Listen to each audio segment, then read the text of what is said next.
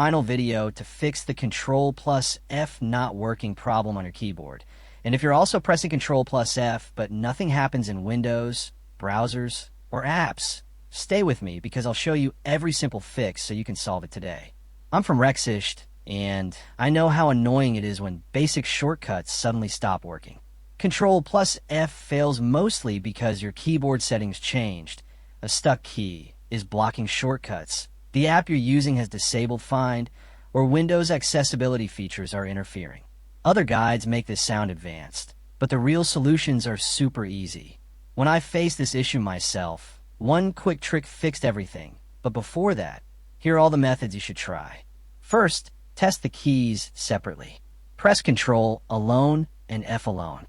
If one doesn't respond, clean the keyboard or try another keyboard to confirm it's not a hardware issue. Next, check if FN lock is enabled. Some laptops require pressing FN plus Ctrl plus F for shortcuts.